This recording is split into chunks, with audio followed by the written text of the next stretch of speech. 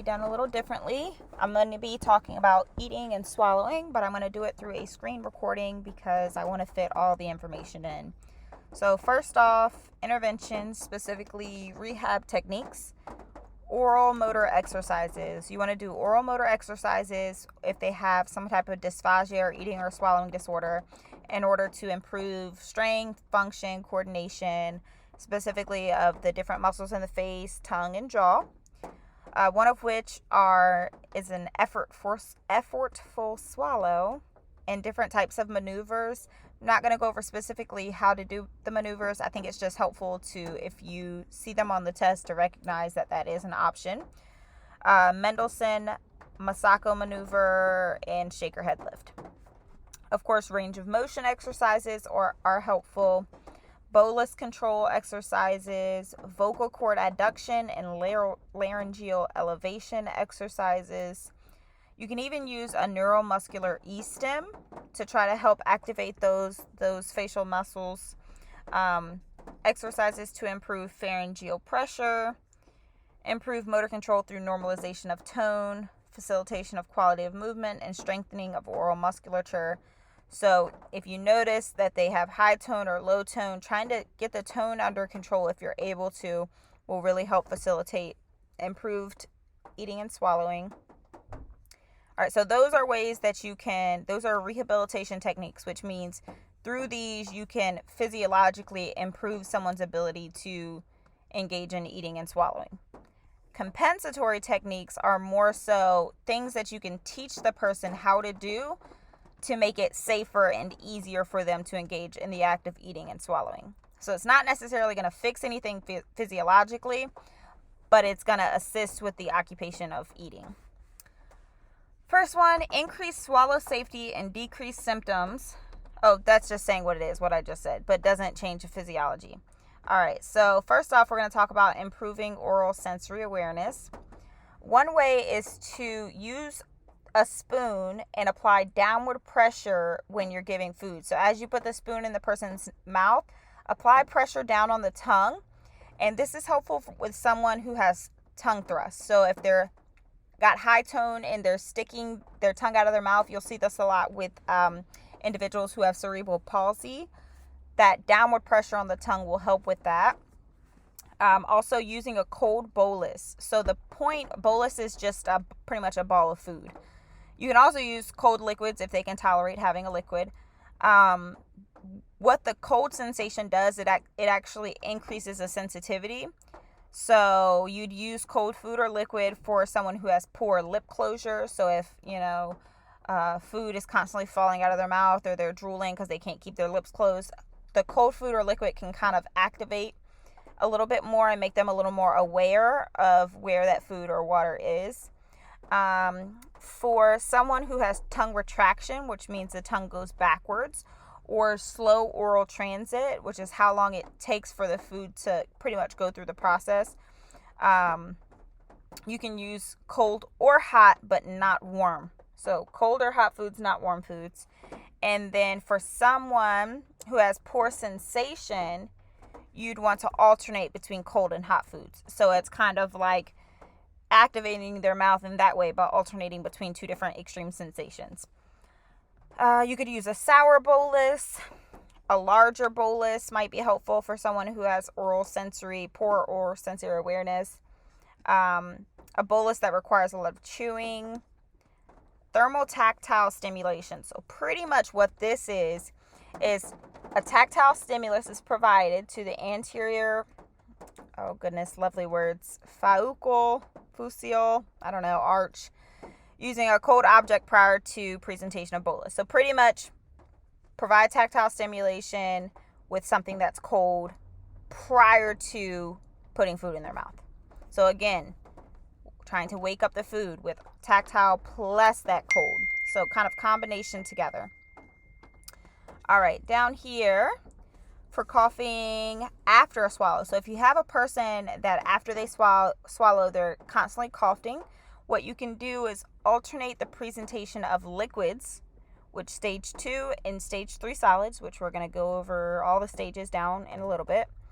And then use a liquid, because what the liquid is going to do, Why do you want to alternate the liquid? The liquid helps move the solid through the pharynx. So alternate, eating and drinking pretty much is what that's saying. Modification of the amount of food that you're giving them, the speed that you're giving it to them, maybe the texture, so pureed, mechanical, what is the texture of the food? And we're going to go over that later as well. Thermotactile stimulation, I talked about up here. Graduation or alteration of bolus size, texture, consistency. Again, know when it's time to grade up or grade down. If they're progressing, grade up. If the goal is to get them to a normal diet if possible, if safe. So try to grade up and grade down. Trunk and head positioning. So this is huge for compensatory methods. You'll see this a lot. Facilitating oral performance, improve pharyngeal swallow, redirect bolus flow, and reduce aspiration, which is huge. That's what trunk and head positioning will do for you. If they have impaired oral transit, so the food kind of moving through the mouth, head back. If they have a delay in the swallowing response, or if there's residue left over in the throat after they swallow, put their chin down. Tell them to do a chin tuck. So poor swallow response or food left over, chin tuck. If the laryngeal's not closing well, again, chin tuck and then rotate the head to the weak side. All right, so head to the weak side and chin tuck to try to close off that larynx. For someone with reduced pharyngeal contraction, lie down on their side in a gravity eliminated position to help it go down, essentially. Unilateral oral pharyngeal weakness. Head tilt to the strong side this time. Pretty much, why are you doing that? Why do you want to tilt to the strong side? That's because you want to redirect the bolus to that strong side in order to get that food down the pharynx. So if there's weakness, unilaterally on one side, get that food to the strong side. Tilt that head to the strong side. Symmetrical alignment of head, neck, trunk, and pelvis. Typically when someone is eating, you want everything to be kind of in midline and symmetrical. Feeding in, this one, it is contraindicated to feed someone in supine. You can have someone feed in if they're like lying in bed, but not in supine. That's contraindicated, okay? So instead of doing that, all right, next up, after a person eats, have them upright for 15 to 30 minutes in order to reduce reflux and aspiration. All right, this one's specifically for someone with a CVA. When they're eating, turn their head to the involved side, and this is going to close off the weak pharyngeal wall in order to allow for a more safe swallow. So turn head to effective side during swallow to close off that weak side. All right, indirect swallowing intervention. An indirect swallowing intervention is no food or water. Nothing is actually being ingested. It's for patients that can't orally manage food yet. Okay, so it's like practicing without the real stuff. This is going to work to facilitate tone and movement for patients who are hypotonic, so low muscle tone. Desensitization for hypersensitive areas of the face and oral cavity. Sensory stimulation to heighten sensation and proprioception. Range of motion, resistive exercise to strengthen pharyngeal musculature. Swallow stimulation without food. And oral motor exercises. So these are all examples of indirect swallowing. So if you see a question that's saying that the person cannot orally manage food, like they can't do it safely at all without risk of aspiration, these are some things that you can work on because they're not at risk. There's no food or liquid actually being swallowed, so there's no risk of aspiration. Things that you can work on to do. All right, let's move away from interventions and let's talk about just the stages generally. First is the anticipatory stage. This is just the prep before eating. So expectations of eating, experience, this is going to influence the process of feeding.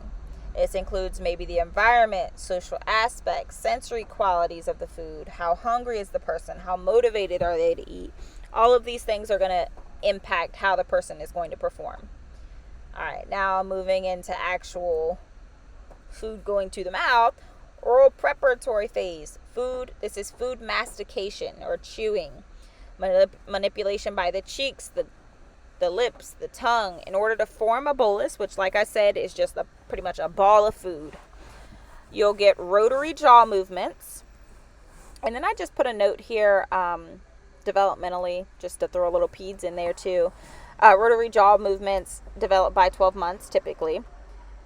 You'll have lateral movement of the tongue in order to push the food between the teeth. And again, a developmental reminder, this is going to occur lateral tongue movement at 9 months. And then if you don't have good lateral tongue movements, I just put a little reminder in here. This is typically due to poor motor control, and it's going to lead to pocketing of food in the sides of the mouth. So poor tongue movements, pocketing of food in the sides of the mouth. All right. Next is the interventions. So avoid food with mixed liquids and solids. This is like soup. So it has chunky pieces in it and then liquid pieces in it. Avoid foods like that for individuals with very poor motor control or oral motor control, because this is the hardest type of food to be able to manage. Okay. Next up, oral phase, nice and sweet. This is when the tongue initiates posterior movement of the bolus into the pharynx. So the prior phase, oral prep, was getting the food ready, forming the bolus, okay? Once that food is ready, you've been doing the chewing, we're going to move on to the oral phase, which is taking the bolus that's on the tongue and moving it backwards, okay? Now the pharyngeal phase. This is now involuntary. Oral prep and oral were voluntary. You were chewing. You were moving your tongue back. Now pharyngeal phase, involuntary. This is the swallow reflex. So once that food is pushed back in the oral phase, the swallow reflex is triggered and the food is going to begin its passage into the esophagus. Things that happen here. The epiglottis is going to cover the trachea. You don't want food going into your trachea because it'll go into your lungs and it'll cause pneumonia. The tongue's going to block the oral cavity so the food's not coming back into the mouth. The soft palate's going to block the nasal cavity so it's not going into your nose. Signs of dysfunction. If you see frequent coughing, it can indicate that there's an issue with timing or coordination of the pharyngeal swallow phase. All right, next, the esophageal phase, nice and simple, just like it sounds. Food's in the esophagus, peristaltic wave is going to push it through the esophagus and down into the stomach. All right, signs of dysfunction and assessment. If they have poor oral transit, like I said, what are you going to see? Pocketing of food. If the food's not moving like it's supposed to through the mouth, it'll get stuck in the sides of the mouth.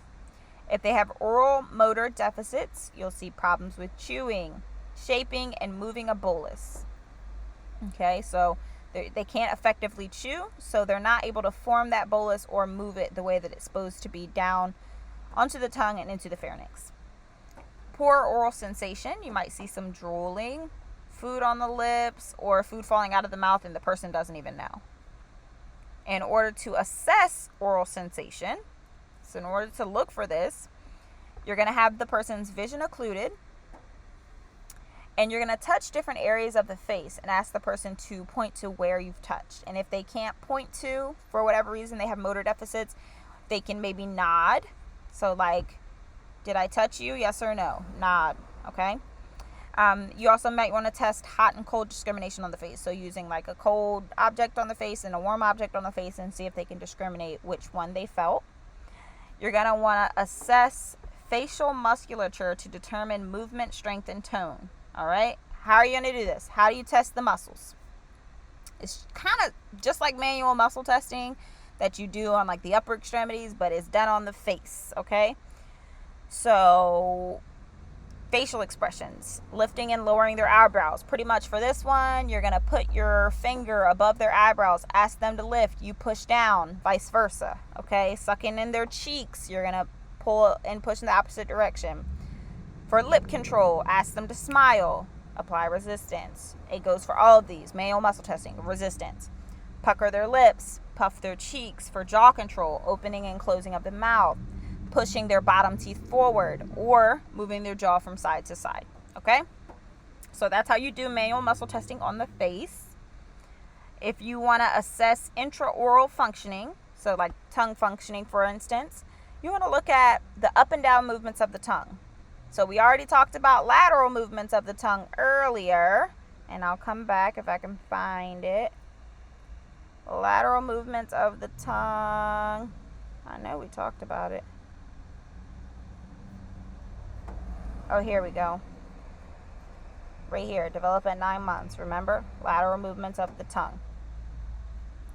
Now we're moving on to up and down movements of the tongue, which comes prior to lateral movements. This is 5 to 6 months. So you get first up and down movements of the tongue and then lateralization of the tongue. Developmentally, that makes sense. If we go through the whole sequence, it's up and down movements of the mouth, so phasic biting turning into munching, then up and down movements of the tongue, then diagonal movements of the jaw, and then so on and so forth, and it goes down the line. All right, sticking out the tongue. This is you want to look, is it deviating to one side? Is there high tone, low tone? What's going on here? Is the tongue moving laterally? We already said 9 months. I put it in here just as another reminder. Just peds, always trying to remember that stuff. Swallowing, examine the hard and soft palate, look for hyoid elevation. So pretty much if you can palpate near their Adam's apple, you can see if that's lowering and raising. You can literally palpate it as they swallow. All right, laryngeal, range of motion of Adam's apple. This is what I was just saying. You can move that Adam's apple around. You can move it side to side. You can watch to see if it's going up and down. And cough. All right, so observe presence of primitive reflexes. Everyone loves reflexes. I put them in here again just as a little review. Rooting is present at birth and integrates at 2 months. Suck and swallow reflex, present at birth, integrates at 2 to 5 months. Phasic bite, I just mentioned this one. Remember, phasic bite turns into munching, up and down, movement of the jaw when it becomes rhythmic. This has an onset of 4 months and usually integrates around 9 months. Tongue thrust. This is abnormal. You should not have this reflex. No one should. Again, it's indicative usually of NCP patients. Gag reflex. You should have it throughout life, and palatal reflex persists as well. The palatal reflex, just as a review, it's going to protect the airway, close off nasal passages, trigger swallow reflex. All right, now for consistencies. I said we were going to talk about this earlier. Here we go. So we have the pureed, which is level 1. Pureed foods do not require a lot of mastication. Okay, they don't require really any mastication. It's like applesauce or pudding. It's kind of, you can put it in your mouth and you can swallow it. You don't have to chew it. You're going to use this for patients with poor oral motor control. So remember, if they have poor oral motor, they're going to have trouble chewing. You don't need to chew here. No chewing difficulties. Or someone maybe with apraxia. Little or no jaw-tongue control or delayed swallow. Okay? This is used for patients also with poor endurance, difficulty breathing, poor attention, and impaired cognition. If you can't focus on the act of eating, you're increasing your risk of aspiration. All right. Patients with CNS damage. CNS damage can cause impaired sensation, which they may have difficulty,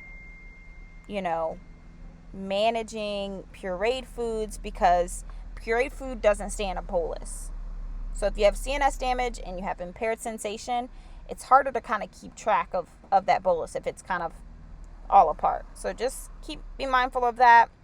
For these people, soft food might be better than pureed food. All right, mechanical soft textured food is level 2. This might be tuna with like mayo and other, toppings to soften it up a bit. Chopped meat with gravy. This is going to be used for patients that are starting to do a rotary chew. All right, this is a mature chew, a rotary chew. And they have a bit of tongue control at this point in order to propel the food back and a minimal swallow delay. Okay, so you see how their functioning is starting to improve in order to move on to level 2.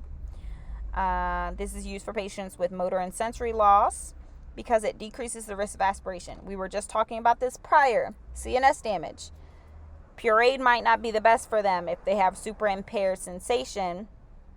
You might want something with a little bit more weight to it, or proprioceptive input. They can really feel it in their mouth, and then they're less likely to aspirate. Used for patients with decreased chew and endurance. Level 3, most foods can be eaten at level 3. There are some exceptions. I didn't go over all of them. Some examples are tough meats, large chunky foods, coarse and dry foods like really dry flaky cereal, that kind of thing. You're going to use this for patients who have adequate, pretty okay oral motor skills. They're able to form a bolus of textured food, and they're able to move that bolus back.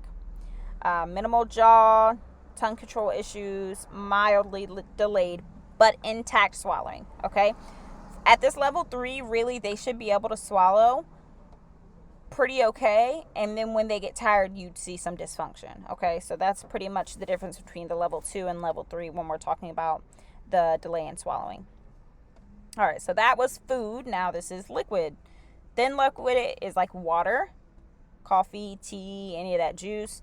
This is the most difficult to control. If you have a person with dysphagia, swallowing difficulties, whatever, no thin liquids. It's not safe. Aspiration risk. If the next liquid consistency is nectar thick. This one is kind of like a gelatin. It's thickened. If you put it on a spoon, it should kind of like drip off. All right, so it's pretty thick. But an even thicker liquid, the next one is honey thick. This one, if you put it on a spoon, it'll kind of come off in like ribbons. So it's not just gonna drip off. It's kind of ribbon off. It's kind of like a pudding. And then super thick, the last one, thick liquids. Usually this one's for someone who has delayed swallowing or poor oral motor skills, tongue dysfunction. They're really unsafe. You got to use a very thick liquid here. This liquid moves so slowly because it's so thick that it gives them time to kind of get control of the liquid before it's swallowed. Contraindications. With someone with dysphagia, you're not going to, like I said, textured food like soups, even salads, because salads, the dressing with the lettuce. No stringy vegetables, meat, or fruit. No crumbly, flaky foods that liquefy, ice cream. If it melts in your mouth, it turns into a thin liquid, which is hard to manage. No food with seeds or skins. Aspiration. I just threw this in here. What does that mean? If the person changes to a blue purple color, that means their airway is obstructed and you need to do a Heimlich maneuver. You'll see maybe prolonged choking, coughing, a gurgly voice or loss of voice. This one is huge for aspiration. That's a huge telltale sign. Excessive secretions, and you can get something called a silent aspiration, which usually there's no signs. That's why it's silent. This is something you'll observe over days and weeks. Are they developing aspiration pneumonia, fever, shortness of breath, rapid heart rate, confusion, incontinence? All right, if you have a person that you think may be aspirating their food, then you can do something called a video fluoroscopy. This is something only someone with extensive training is going to do. It's a type of swallow study. It uses radioactive properties. So, again, extensive training. It's going to show you if that food is actually slipping into the trachea or not. It'll show you with the barium how the food is going in. The fiber optic endoscopy is a non-radioactive alternative. Pretty much they use a camera that goes inside of the nose and allows you to see the swallowing process that way.